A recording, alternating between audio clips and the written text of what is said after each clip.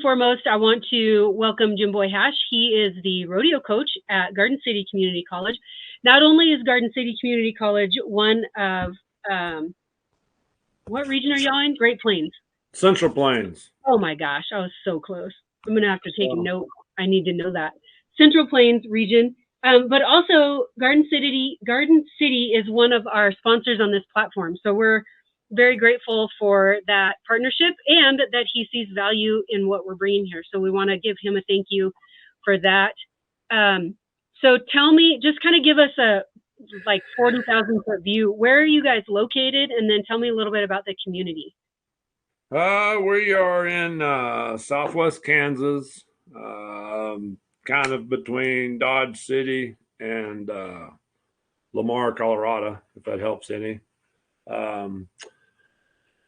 Garden City, the town of Garden, population is 25, 30,000, something like that. We do have a packing house out at Holcomb, right there close to Garden. Tyson, we have a Tyson plant. So it is a very diverse community, kind of a melting pot. Several different languages spoken in Garden, 20 some different languages, I think. Oh, wow. I used to say a lot more than that, but I don't know. I think it's several. But very diverse. There's, it's the Hispanic population that used to be, kind of, there's several Somalians now and Vietnamese, Taiwanese, and there's lots of folks. So that's really interesting. What brings them there? Well, the packing house primarily, the Tyson, and then farming and there's not a lot of wool production, a lot of farming around here, some ranching kind of, but Garden City has grown tremendously. Like some of my students that was here 10, 12, even 15 years ago, man, when they come back through, they're like, wow, it's really grown. Like when you come around the bypass of Garden City, there's a Dick's Sporting Goods, Menards, there's a Home Depot, the Super Walmart, the Rib Crib right there, Buffalo Wild Wings. I mean, so I wouldn't expect that that community is even smaller than Casper, because I think we're right at about 60. So I wouldn't expect those bigger stores to be there. Yeah, there's some families that have really done a lot for the community, to help with growth and whatnot. They're in the process. They're building this huge sports complex, like an indoor sports complex. I don't know how many basketball floors and volleyball, and I think maybe soccer in there too. I don't know, but that must be a new national trend, because we are getting one of those in Casper too. Yeah, we're talking about they're kicking around. We have a little committee. We're talking about getting a new indoor rodeo arena down at our place. They're talking about making our current indoor arena our stall barn and building a new rodeo arena. So, we're just trying to keep up with the Joneses. K-State's getting a new facility. Some other folks are doing some stuff. So, yeah.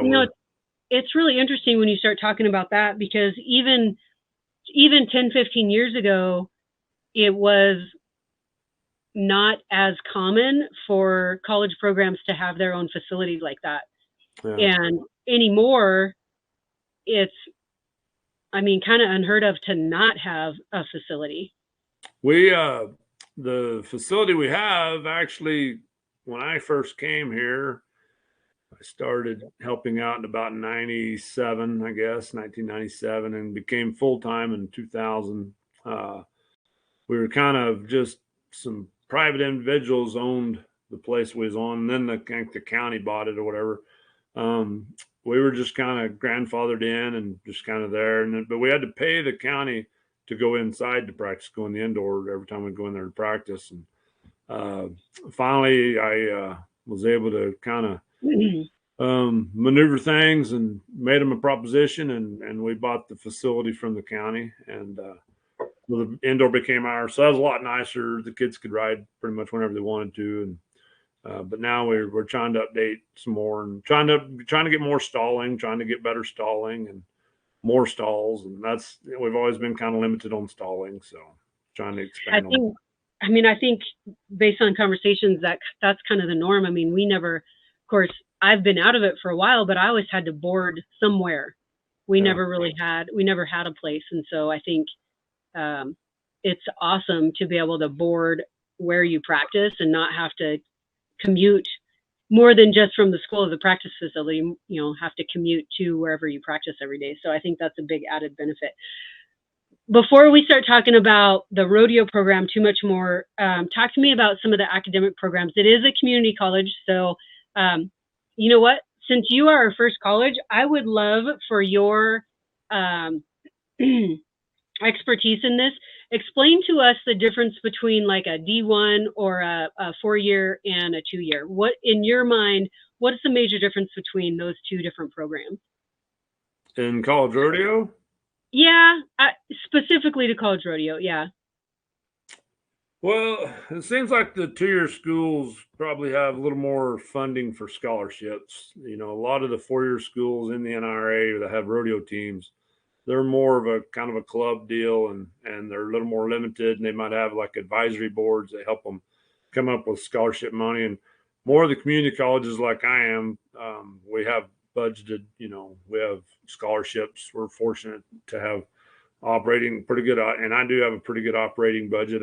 I can't complain. My school's been very supportive of making sure we have enough money to buy hay, and it's been crazy high these last few years. And Yeah. but yeah, I think the junior colleges, the community colleges, have a little more uh, tax based support to help bring in more kids. So that that helps, I guess.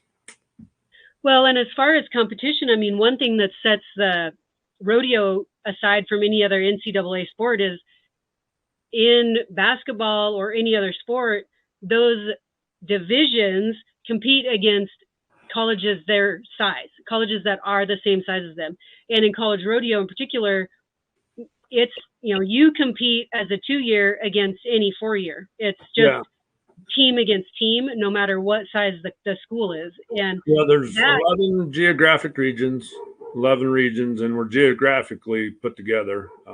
We're the Central Plains region is all of Oklahoma and Kansas, and it doesn't matter for 2-year or 4-year. We're all competing against one another. The D1 schools that are in our region would be Kansas State University and Oklahoma State University. There's some other tough programs, 4-year schools. Fort Hays State. They're doing some stuff now and getting some kids, and that's kind of about the only 4-year in Kansas. And then there's Southwestern Oklahoma State and Panhandle, the good old Panhandle State and Southwestern.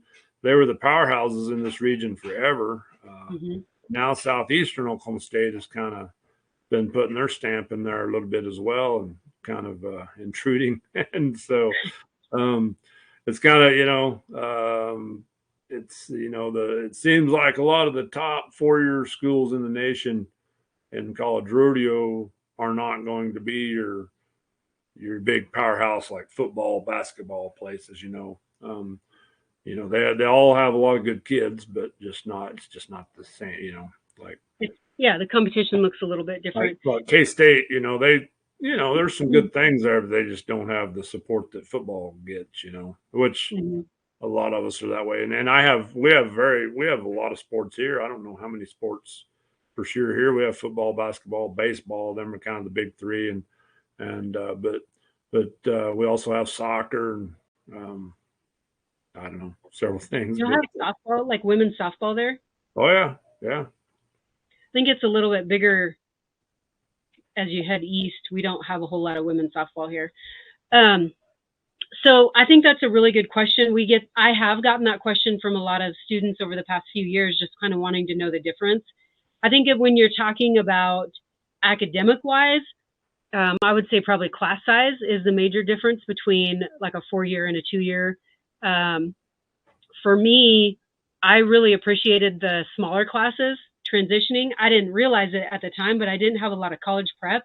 And so to transition from high school to a junior college was a little bit easier than just jumping right into a 200-300 person lecture hall.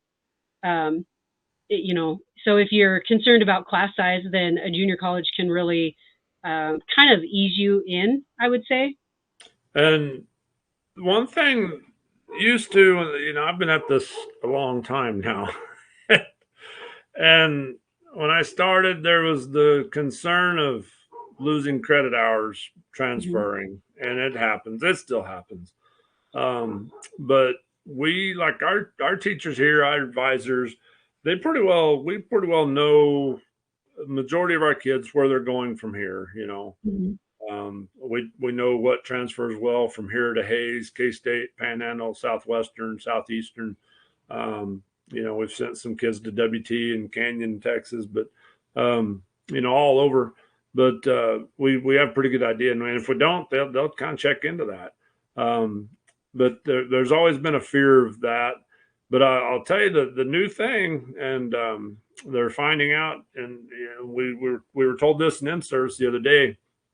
The students that come to the junior colleges first and then transfer on to the four-year schools, the success rate of completion of the four-year university is better when they're coming through here first instead of starting at the university as a freshman. I can see that. I would have been. I was pretty green and pretty naive and pretty young when I went to school, and I'm glad I went to junior college first and then transferred on. Kids are all different these days. So yeah, absolutely. And with that, I will ask, let's just roll right into your academics. I don't expect you to know all the academic programs available, but what would you say kind of some of your more popular ones or your top ones are? Well, one thing for us, being the community college we have a lot of some very good vocational programs, and that's a push these days. I see it on Facebook about every day. Somebody saying, "Don't go to college, just go get your plumbing license." Well, you might be able to do that here or somewhere, and still get rodeo a little bit. And I tell everybody, I didn't go to college to get an education. I went to college to rodeo. I ended up getting an education or a piece of paper anyhow. I don't know how much they really taught me, but they tried. But I learned a lot about life. These last few days I've had kids in my office, and hopefully they're learning about life. And I don't know if you've seen the little deal I put up there on Facebook the other day. Kind of, it's kind of this whole recruiting deal is tough these days. A lot harder than it used to be, and that's we don't get a lot of top-notch kids. I was turned down by one more bronc rider a while ago. Got the Dear John text, but it's just I forgot. I lost my train of thought. But anyhow, we may not get all the I go to Gillette, I go to the high school finals, and I'll stand there and you'll see a lot of them top-notch kids. They won't even come give me the time of day. But and I'm not to say that junior out there that finished last in their state in the ribbon roping, a bad example maybe, but whatever. They're all good kids, and that's number one. I try to just turn out good kids once they leave here. But anyhow, so we have criminal justice, fire, science, EMT. We have cosmetology. We have John Deere Ag Tech. We have automotive. So we do have quite a few technical, and we even have some new stuff that I don't even know what they do in there. Electronic stuff that they do out at Tyson, the Tyson plant and whatnot. We do have a new STEM center.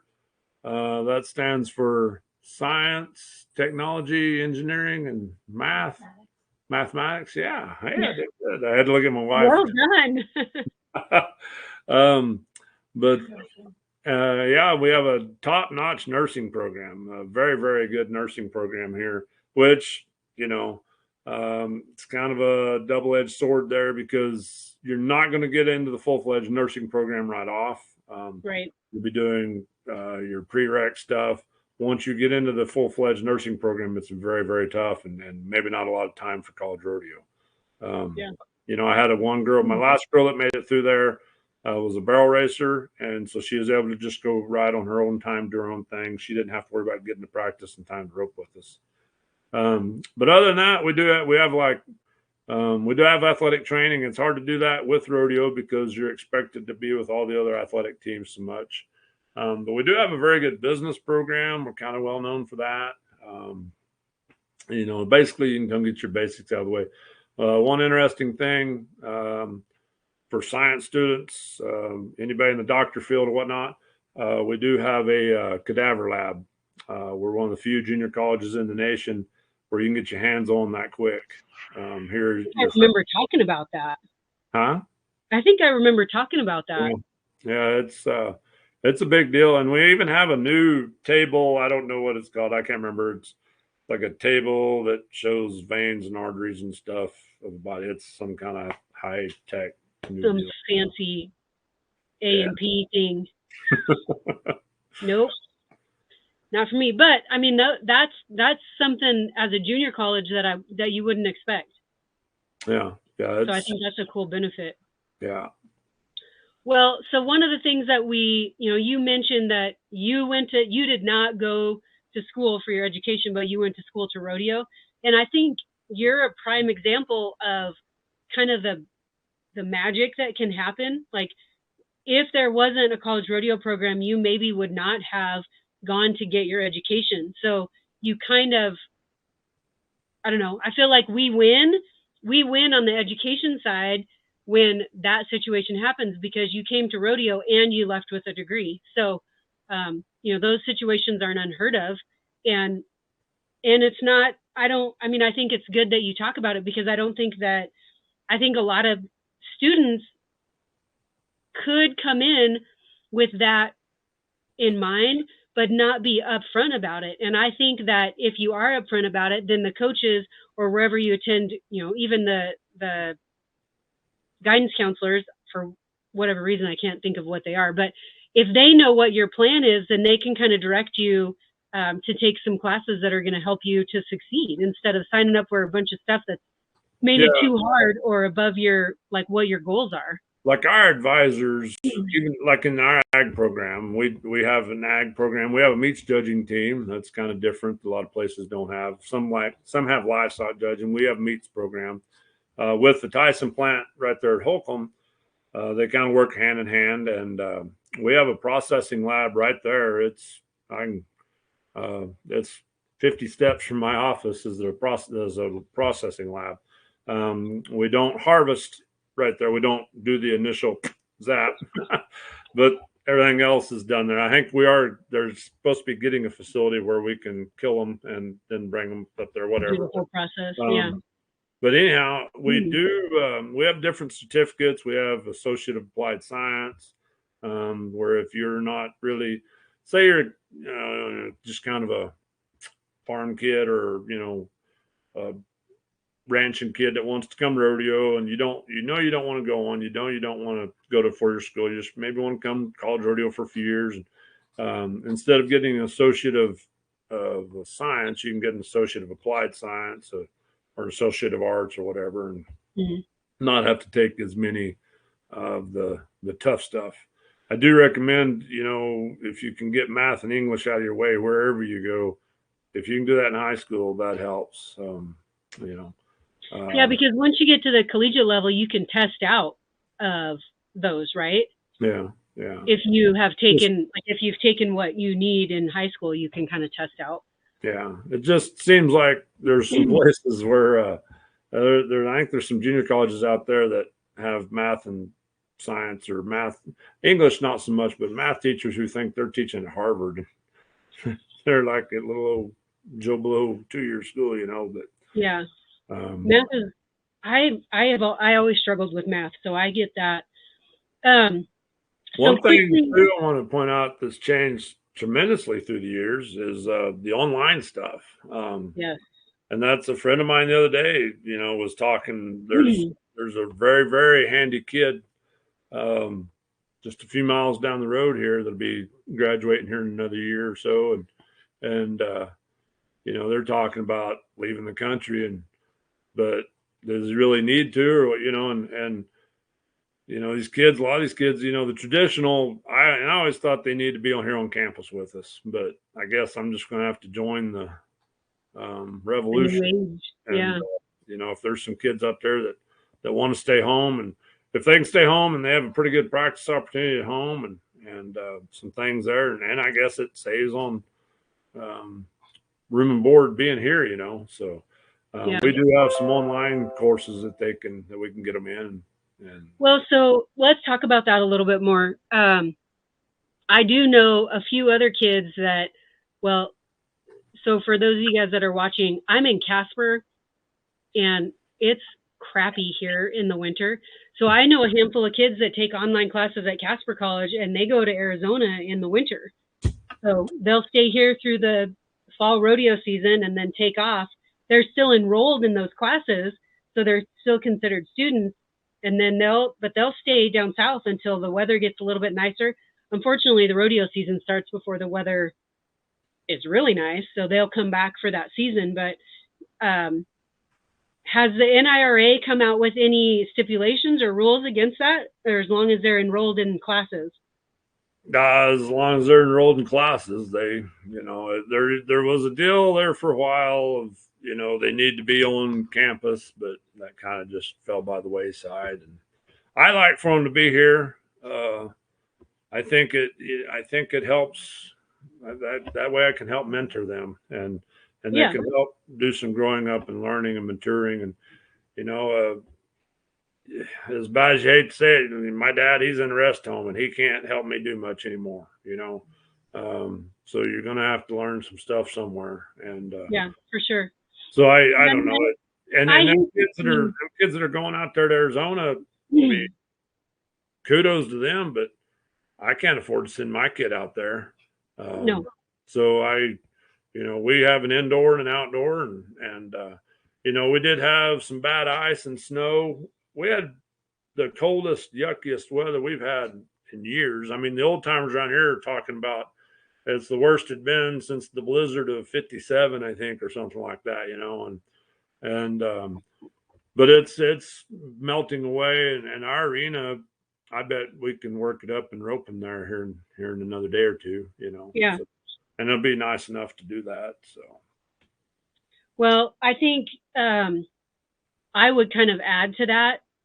There's a lot of things, there's a lot of benefits to attending online. I mean, the experience itself teaches, I don't know, there's a lot of teachable moments in the experience itself and being on campus and maneuvering all of that on your own.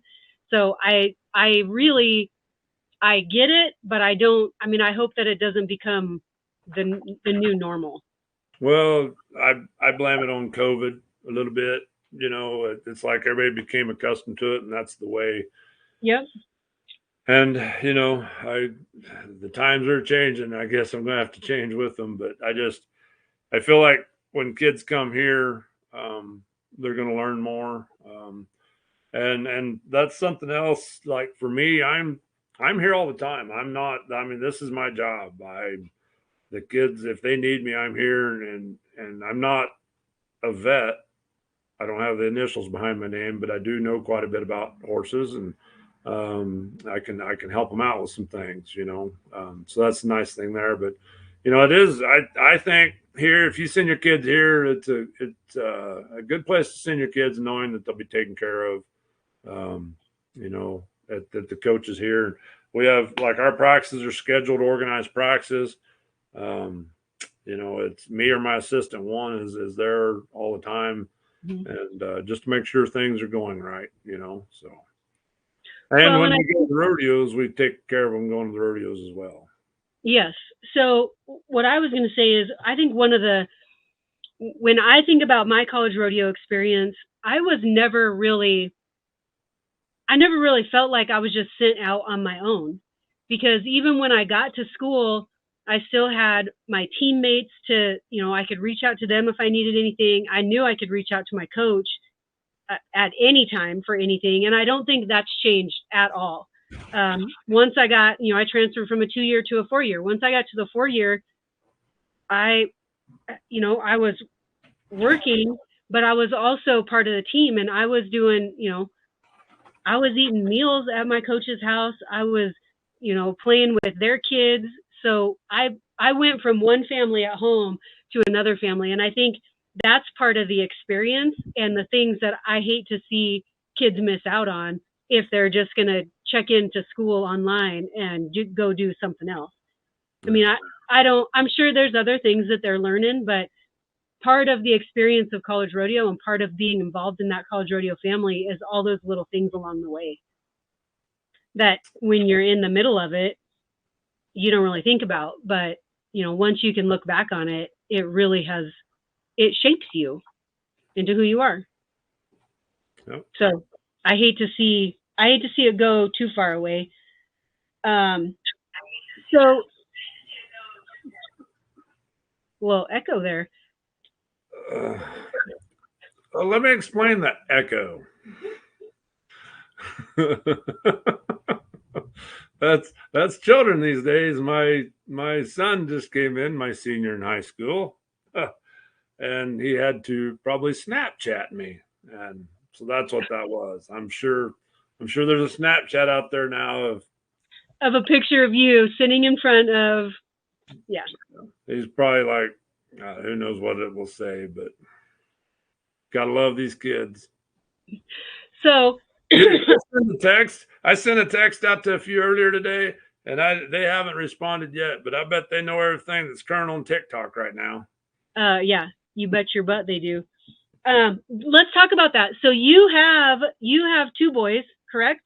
Yes. One is in college and you have a senior in high school. So I guess what has that, I mean, you're kind of right in the middle of the recruitment process as well. So what does that look like for you? Well, the older one, I kept him here for 3 years, just because financially it made more sense for us to help, And then we sent him packing. It's time to go, son. Go fall on your face and learn the ways of the world a little bit, And but there again, he hasn't went back yet. He's going to school at Southwest Oklahoma State for Mike Wisniewski, and but he's all online. All his classes are online, and but he's able to stay here and go work at the sale barn for my father-in-law Wednesday through Saturday, and they're not practicing there yet anyhow, and so we need some of his horses that he uses, his bulldogging horse and whatnot, are also some of our pickup horses, and we have a bronc school this weekend. So Jayden, that's Jalen, the older one, and then Jayden, the senior. Jalen fights bulls, and Jayden picks up broncs, and so that's pretty handy. We need some of Jalen's horses, his bulldogging horse, and kind of his backup calf horse and team roping horse. Pickup horses. Oh my goodness. Everything around here has to be pretty multi-talented. Dual purpose. I get that. My barrel horse was, go ahead. Yeah, my barrel horse was the same. He was not a pickup horse, although he probably would have loved that, but he was my brother's heading horse. He was the horse that my dad would go gather bulls on. Like, he was also multi-talented. Yep. But yeah, Jayden, he's senior, and there's been a few coaches reach out to him. It's kind of funny because I think a few of them are kind of new, and I don't know if they know his relationship to me or if they know that I'm a coach. There are some coaches, and he probably would have had a lot more offers, but I think a lot of them probably know, But, they just assume. Yeah. He did. Here's what stinks for me. This is the thing that stinks for me. He's talented enough to go rope about wherever he wants to go rope. He can team rope, and he's not a bad calf roper if I could afford to go buy him a good horse. And he can dang sure haze and pick up broncs.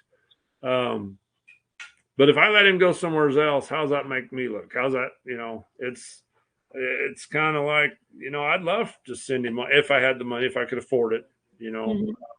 But then I'm like, okay, how's that look if he don't come rodeo for me? Yeah, that's a struggle there. I'm like, well, if he was a football player or chess player or badminton and I'm rodeo coach, then yeah, I can go to Harvard or go play football at Alabama or, whatever. Yeah. But rodeoing, Well, golly, he didn't even get his own kid recruited.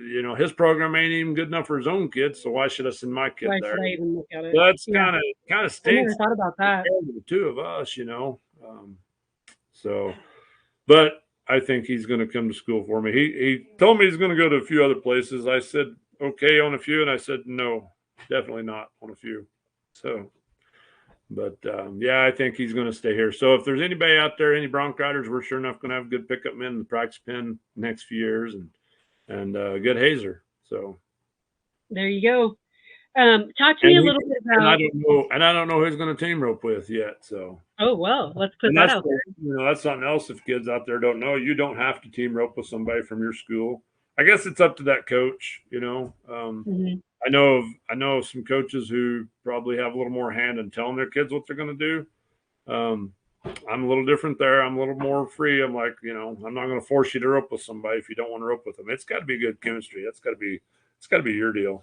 Yeah, I feel like that's pretty personal preference. I even had another coach from another school tell one of my guys who he was going to rope with from his school one time. Oh, I'm like, okay. So he was roping with one of his kids, and he switched him and made my kid enter with another one of his kids. hmm. It gets interesting sometimes. Yeah. So one thing that I've never really talked about is financial aid. The federal, what the heck does it stand for? FAFSA, FAFSA. Federal Yeah, Aid, Student Financial Aid Grant, something. something. FAFSA. FAFSA. It's And we have FAFSA. a deal. We have a deal at our high school next Monday night that we're going to. They'll help you. You should have some help at your high school. And there's community colleges like our school will have a night at our local at Garden City High School. My wife teaches at Lake, and I actually live 40 miles west of Garden City. But I'm there every day. The kids are there, and a lot of weekends as well. But I just when I started this deal, I wound up over here in Kendall, and I tried to find something closer, but just never could afford it. Yeah. But and then this is where my wife's family's at. So, but anyhow, yeah, they're your local high schools or the colleges. They'll have some FAFSA nights to help you out. Supposedly, it's supposed to be easier. I I haven't. have heard that also. Did have you started on it Mm. yet? She says we started on it, but I know when I did it for Jalen a few years ago, it wasn't terrible. I don't know. I remember my mom doing it for me, and it seemed like quite a tedious affair. Yes, I do remember that. I got a pretty good Pell Grant. I don't know how much my mom lied to the government about things.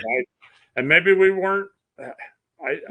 Maybe we weren't as well off as I thought we were. I thought we were okay, but I thought we would get something for Jalen, and we didn't. And I tell all the parents, they're like, "Well, we won't. I didn't apply. We won't get anything." I'm like, "It doesn't hurt to apply. Go ahead." Yes, absolutely. And something else with our deal, if you are a potential recruit, go on our website and fill out a scholarship application. And a lot of that stuff is first come, first serve. So go ahead and get it filled out and apply. It doesn't hurt to, even if you do mess up, make the wrong decision, and go somewhere else. Did you catch that? It's not going to matter. So go ahead Yeah. and apply. And we've been busy applying for Jayton for stuff like our electric provider, our gas supplier, our natural gas, um, our insurance. I mean, all them entities that we do business with, Yeah. we're trying to find scholarships there. So Well, and if you're in the platform, there is a scholarship corner, and I've done some searches. I've found some stuff online. There are some scholarships in there. I know I did take one of them out because it was the end of the year deadline, but I would guess that right now is kind of prime season to get scholarships for this fall. So check those places out. The other places that I've found, if you've had any involvement in 4-H, even if you've had just a couple of years or a few years of 4-H and FFA, there's a lot of extension office scholarships that you can apply for. So for almost every state that I have looked up, I've been able to find something in that regard. So I would, you know, it can get very tedious, but it's it's super helpful. Also, I know when I went to school, they had the Western Undergraduate Exchange. I don't think it's called. It was called WUI, Western Undergraduate Exchange. I don't think it's called that anymore, but it was like all the neighboring states you could get in-state tuition, basically. So I don't know if there's something like that around where y'all are located, but that's a good option to kind We have so many different levels of tuition. We have in county, Oh, uh, geez. in state, and then we have border states, and then we have out of state, and then we have international rate tuition. Okay. And our tuition and fees are all lumped together. I believe I can't remember how much it is. I want to say it's like $30 per credit hour Mm-hmm. for tuition and fees together.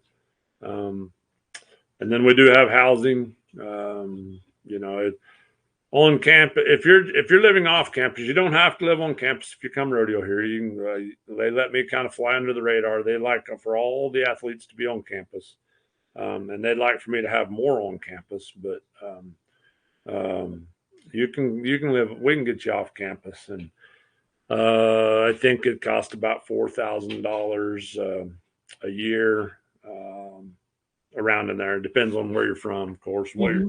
taking. But tuition fees about 4,000. Room and board will run you around 6 to 8,000 probably, depending on where you live on campus. We have various different spots you can live on campus. So what does the rental market look like then? Oh, it's hard to find rentals. Garden City's been growing so much, and they're building houses. Like I have a former student that's building a housing project up on North Third, Fourth Street right now, and they're filling apartments up as fast as they can buy them. I mean, you can go on the Garden City Trader on Facebook, and there's people looking for places to live. So it is kind of hard to find a place off campus. So I'm trying to do quick math. Did you tell me on campus for the year would be around 6 to 8,000? If you Room lived and on, board. yeah, So if you're there for 9 months, that's like $670 a month. yeah, That's super affordable. yeah, I mean, if you guys have that busy of a rental market, Casper has a very similar rental market. I mean, we have a college in our community as well, so I'm guessing that a lot of it has to do with that. But you can't find a rental for $600 a month. That's for dang sure. yeah. It's pretty And tough. then you have to pay for food on top of that. The bad thing about our place, and here's my problem Yep. recruiting. I'll tell you the good and bad of me. I'll tell you the good and bad about other places. But the thing that I hate about our place is we only have one meal ticket. It's a 19 meal plan. We don't offer 10, 12, 15 like some other places. Mm-hmm. And if you live on campus, you have to buy the meal ticket. We have some apartments that used to be privately owned apartments. We acquired them 5, 6 years ago or something, and they have full kitchen set up in them, but you still have to buy the meal ticket. And I'm like, but it's part of it. It's They not. don't they don't ask my opinion You on too buy much. room and board. You can't just buy Yeah, room. yeah, So if you don't live on campus, can you still buy that meal plan? yeah, yeah. You can like I buy a 15 meal punch deal, and it goes on my ID, and Mm-hmm. yeah, you can buy that, and that's very affordable. I think it's like $4 a meal. Like you can go in the Oh, cafeteria. You can't go to Taco Bell or nowhere for that. I mean, no. you know, so So that's a good idea. I like that. and like a lot of our kids, they're not going to eat breakfast. They're not going to get up for breakfast. They might go for lunch, and then a lot of us, like a lot of teams, we're practicing through the supper time. And Yeah. and we don't have a snack bar. Some places do have a snack bar. That's when I was at Coach East. I coached at Coach East down in Douglas, Arizona, several years ago, and that was the nice thing there. That if you missed the meal, the evening when the cafeteria is open, you could go over to the snack bar and still get a burger and fries and drink. After Mm-hmm. practice. Yeah. Yours is more cafeteria style. Yeah. That's all right. All right, talk to me about. We already talked about it a little bit, but talk to me about your indoor pin and stock practice stock. Our indoor is probably the closest to what the college finals is in our region right now. It's a small indoor, but it works. But it's all right. We have an indoor and an outdoor. We're down by the fairgrounds. It's about a 5 minute drive from campus, but we're down at the fairgrounds, and we don't charge for stalling. That's free right now. It's part of your deal. Nice. And I tell kids, you just bring what horses are necessary. I don't need a bunch of colts. I don't need you fighting with a horse that's not even broke. I don't need you jerking, pulling, and kicking. Trying to get one in the corner half a day and eating up practice time for everybody else. And so we do kind of ask, bring what's necessary, but we do. I tell them, if you got the good old plug, that's the rodeo horse, then you have a backup that's not too bad. That's fine. We do have calf sleds and a Helomatic team rope and dummy, and we do have a brand new Link Weaver juice hog bucking machine we just got in the other day. So we do have various deals there, and as far as our practice stock, we furnish everything. We put on our own little britches rodeo in the fall, and then, like I said, we have a Bronx school coming up this weekend.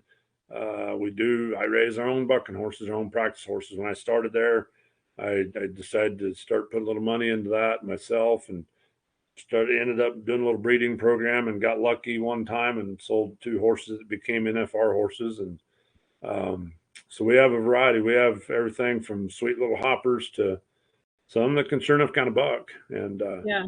And so we do keep some pretty nice horses around. We have access to bulls. We have my wife's cousin Levi Venata, who furnishes bulls for J&J Rodeo Company here out of Lakin. That does a lot of our high school rodeos in Kansas, a lot of the Little Britches rodeos.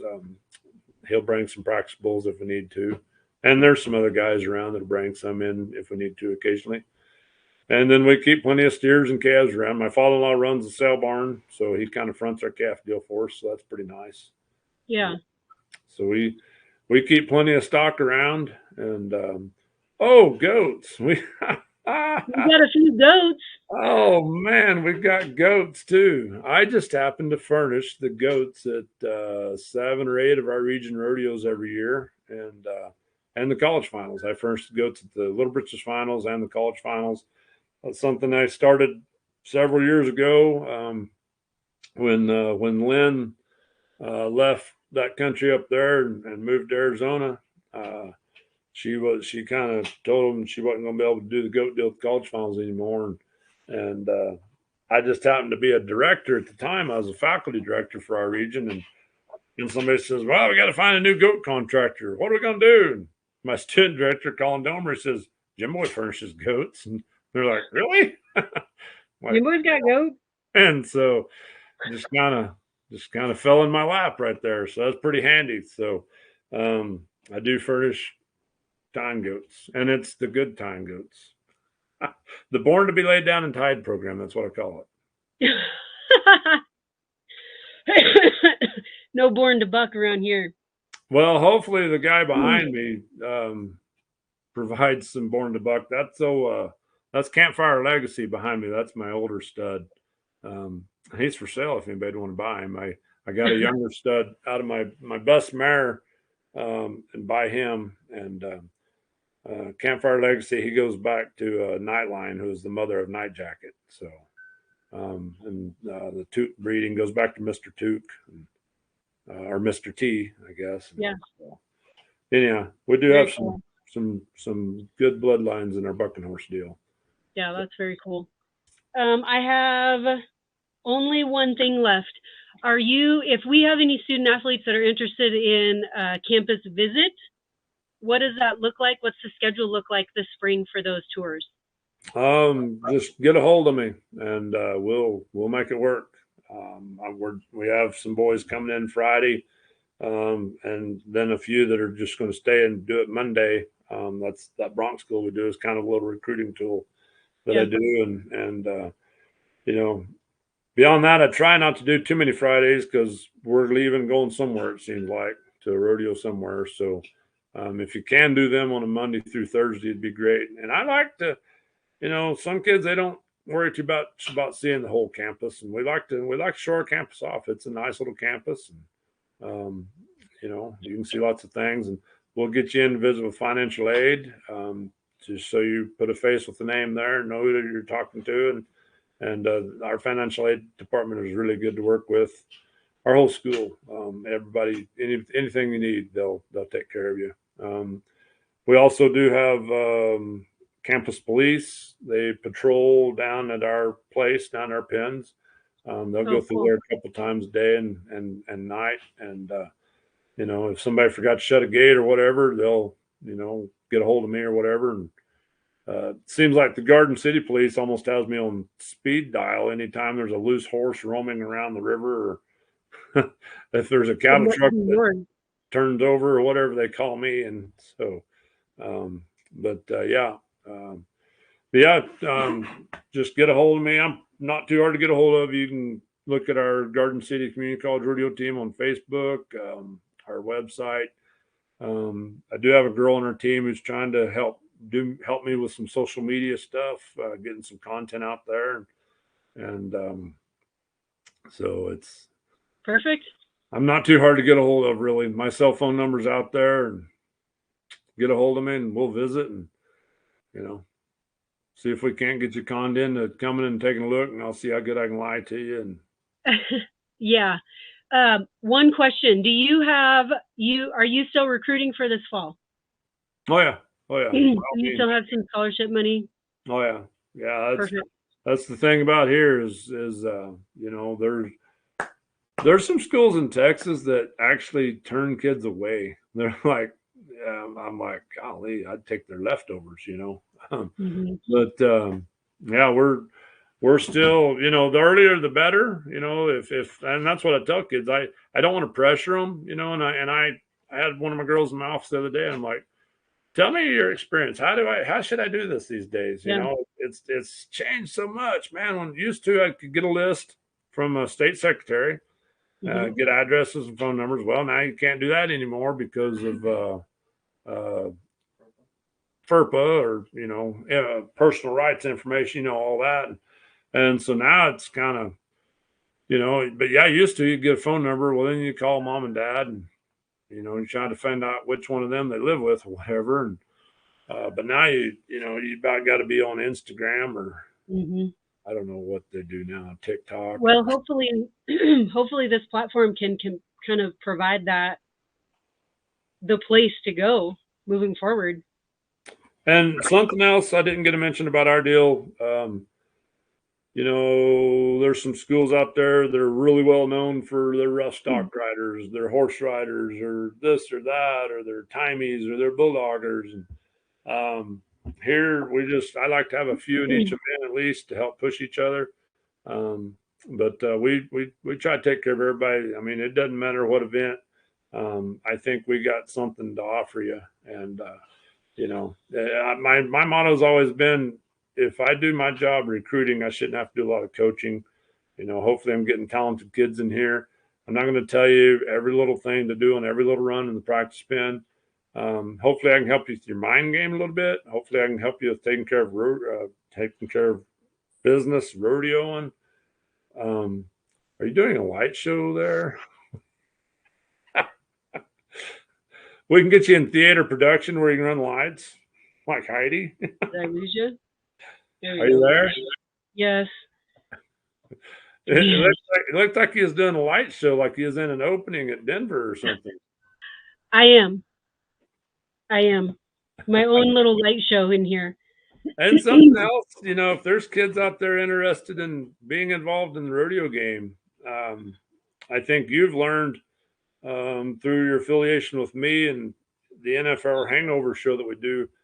I know a lot of people, and I can help you make some contacts out there if you're interested in doing about anything in the rodeo industry.